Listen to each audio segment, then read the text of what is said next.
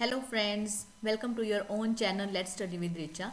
Today we will continue our topic of education in contemporary India. हमने already 2 commission पढ़ लिए हैं. अगर आपने वीडियो ना देखी हो तो मेरे चैनल पे जाकर आप देख सकते हैं. अलग से प्लेलिस्ट बनी हुई है, तो आप मेरे चैनल पे जाइए और प्लेलिस्ट में जाके आपको सारे एजुकेशन के रिगार्ड इन कंटेम्प्रेरी इंडिया के सब्जेक्ट की वीडियोस मिल जाएगी. और अगर आपने सब्सक्राइब ना किया हो तो ज़रूर कर लीजिएगा और नोटिफिकेशन बेल को प्रेस ज़रूर कर देना और लाइक और कमेंट ज़रूर कर दिया करो. आप लाइक नहीं करते हो. So it was requested my starting. Okay, now in between I will not request you. Kothari commission 1964-66. देखिए, इस कमीशन को इंडियन एजुकेशन कमीशन के नाम से भी जानते हैं. तो अगर आपके एग्जाम में इंडियन एजुकेशन कमीशन नाम आएगा तो भी वो कोठारी कमीशन के रिगार्डिंग ही क्वेश्चन होता है. ठीक है, तो इन नाम के बीच में कंफ्यूज मत हो जाना. ठीक है. सो कोठारी कमीशन, जो कोठारी कमीशन था वो 14 जुलाई 1964 में बनाया गया था under chairmanship of doctor D.S. Kothari.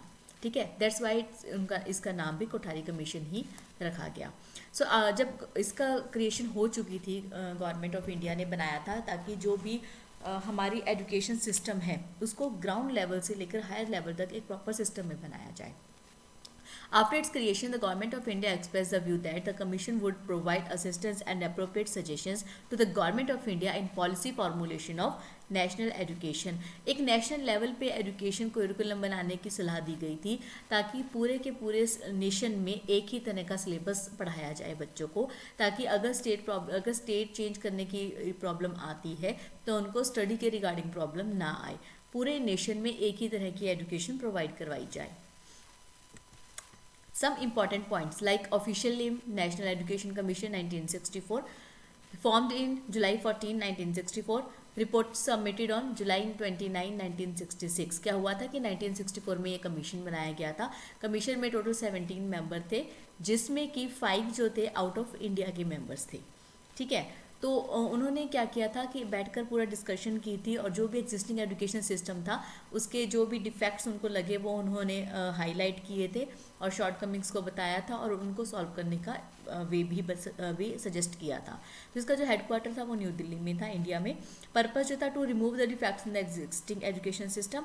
Main objective to review the Indian education system and provide appropriate suggestions to the government of India for its improvement. यही इनका मेन इंपॉर्टेंट ऑब्जेक्टिव था कि जो भी एजुकेशन सिस्टम में प्रॉब्लम्स हैं उसको हटाया जाए, उनको रिमूव किया जाए. So need of Kothari commission, इसकी नीड क्यों हुई? The Kothari commission conducts a survey of the entire country's education system, after which by informing the government it submits appropriate suggestions to the Indian government regarding the changes in it. Because उस time पे क्या था, कुछ provinces के अंदर भी countries भी state आती थी, तो उनमें स्टडी कुछ डिफरेंट टाइप की होती थी, स्टेट्स में स्टडी कुछ डिफरेंट टाइप की होती थी. तो एक ग्राउंड लेवल पे उन्होंने सर्वे किया था और उसकी रिपोर्ट सबमिट की गई थी. The need for Kothari Commission was felt after observing some defects in the existing education system of the country. For example, our education system had inadequate importance to agriculture. Agriculture को proper importance नहीं दी गई थी, जबकि agriculture उस time पे main occupation होता था. The education system was not emphasizing on character formation and cultivation on moral and spiritual values of the students. It was not connected with the idea of national reconstruction, कि अगर हमारे nation में कोई problem है तो उसको कैसे reconstruct किया जा सकता है, रीऑर्गेनाइज किया जा सकता है, उसके आइडिया से कनेक्टेड नहीं था. It had too much academic portion, because content इतना ज़्यादा वास्ट वे में बुक्स, नोटबुक में, टेक्स्ट बुक्स में मतलब पढ़ाया जा रहा था कि उसका प्रैक्टिकल लाइफ से, रियल लाइफ से कोई कनेक्शन ही नहीं था, या फिर उसको रियल लाइफ में अप्लाई करके दिखाया ही नहीं जा रहा था.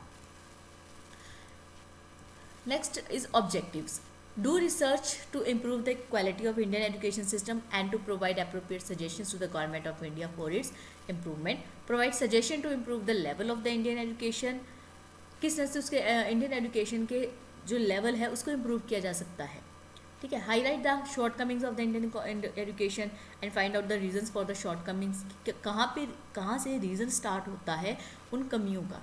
ठीक है, उस रीज़न को फाइंड आउट करके उसका सॉल्यूशन करना. Implement Indian education equally in every province and to present suggestions to make education level equal. Bring uniformity in the Indian education system. कि आप स्टेट के किसी भी सिटी में चले जाओ, नेशन के किसी भी स्टेट में चले जाओ, आपको सिलेबस क्यूरिकुलम जो है वो सेम मिलेगा.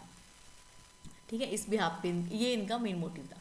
सो रिकमेंडेशन ऑफ कोठारी कमीशन, जो कोठारी कमीशन था उसने सर्वे किया, डिफरेंट मीडियम्स में सर्वे किया और कुछ सजेशंस प्रोवाइड किए, जैसे कि suggestion regarding structure of education, suggestions regarding administration, suggestions regarding I think financial and next we will discuss in the next videos, next slides. Suggestions regarding structure of education, like pre primary education जो है वो 1 से 3 years के बीच में होनी चाहिए, lower level education 4 to 5 year, upper primary education up to duration of 4 years, secondary education 2 years, high secondary education up to 2 years, undergraduate education up to 3 years, masters education up to 2 to 3 years and research education 2 और 3 years. ठीक है, research education में हम PhD degrees वगैरह या कुछ इस तरह के कोर्सेज भी ले सकते हैं। तो इन द एंड उन्होंने क्या कह दिया कि primary and secondary education should be of 10 years, higher secondary education should be of 2 years and vocational education should be of 3 years. इस तरह से उन्होंने डिवाइड कर दिया। Next is suggestions regarding administration, to appoint teachers who have experience in teaching work, कि जिन्होंने पहले teach कर रखा हो या उनको एक्सपीरियंस हो उन्हीं को अपॉइंट किया जाए। टू अरेंज द प्रमोशन और transfer related works in education administration and teachers, education policy should be made only by giving national importance to education, कि नेशनल लेवल पे काम किया जाए ना कि स्टेट लेवल पे, बिकॉज स्टेट्स में डिफरेंट कल्चर के लोग होते हैं। ऐसा ना हो कि किसी सिटी में एक ही कल्चर के लोग रह रहे हैं और वो सिर्फ और सिर्फ अपने कल्चरल एजुकेशन स्टार्ट कर दें। ठीक है, इस चीज़ को अवॉइड करने की भी कोशिश थी। Only qualified and experienced persons should be appointed in responsible posts related to education. Next is suggestions related to syllabus. The curriculum of primary education should be the same for the entire nation. कि सब में curriculum same होना चाहिए. Special importance should be given to the study of the mother tongue and environment of the primary education. For secondary education, there should be a core curriculum in the entire nation and vocational education should be included as per the needs of the society. कि जो starting level है उस पर तो mother tongue important होनी चाहिए और जो भी इन्वायरमेंट वहाँ का है उसके अकॉर्डिंगली, अगर हिंदी है तो हिंदी, इंग्लिश है तो इंग्लिश, और सेकेंडरी एजुकेशन पे एक कोर क्यूरिकुलम पूरे नेशन में एक जैसा होना चाहिए। Next is Commission has divided the syllabus into 4 categories. Like curriculum of pre-primary education में क्या था कि बच्चे को स्किल्स सिखाई जाएंगी related to cleanliness, eating, drinking, talking, making social adjustments, कि एक बच्चे को दूसरे बच्चे के साथ खेलना कैसे है। जैसे हम देखते हैं कुछ बच्चे बहुत मारते हैं, तो उनको ये चीज़ें अवॉइड करना कि आपने मारना नहीं है, खाना कैसे खाना है, या जो भी प्री प्राइमरी की एजुकेशन होती है वो सारी प्रोवाइड की जाए। Curriculum of primary education, mother tongue, general mathematics, environment, health education, functional work and creative work should be included. Curriculum of secondary education, under this Hindi, English, mathematics, science, art, social service, social studies and moral values etc. should be included in the curriculum. And in higher secondary education, history, geography, psychology, social science and math science etc. should be included in the curriculum. ठीक है, इस यहाँ पे divide किया गया था। Next suggestion regarding finance, the central government should invest at least 6% of its income in the education sector. Provincial government should also invest more of their income in the education, because देखिए government के पास finance कहाँ से आएगा, है ना, तो उनको किसी ना किसी तरह से तो डिवाइडेशन करनी पड़ेगी ना, ताकि वो अगर वो फैसिलिटीज़ कैसे प्रोवाइड करेंगे स्कूल को या एजुकेशन सिस्टम को।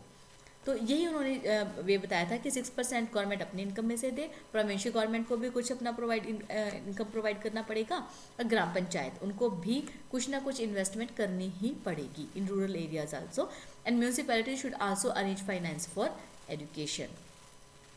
Suggestions related to evaluation by Kothari Commission. There should be a system of internal assessment at the primary level, कि बच्चे का क्लास में बिहेवियर कैसा था, क्लास में जो oral exams लेके उनमें उनका बिहेवियर कैसा था असेसमेंट की जाए। Objective test should be organized so that the given numbers can be accurate and reliable. A public examination at the end of class 10th should be conducted under the supervision of the Board of Secondary Education.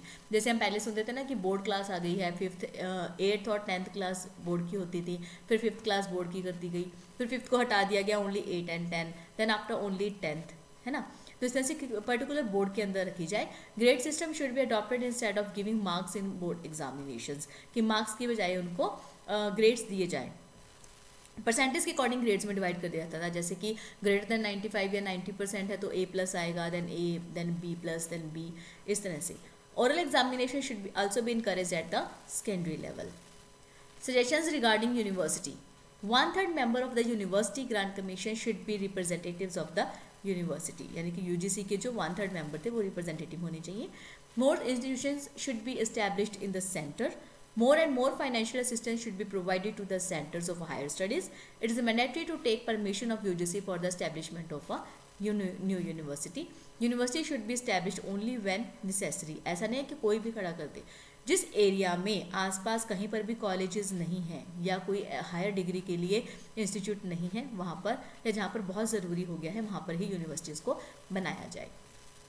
Next conclusion. So according to the Kothari Commission, education should be linked with the idea of national reconstruction.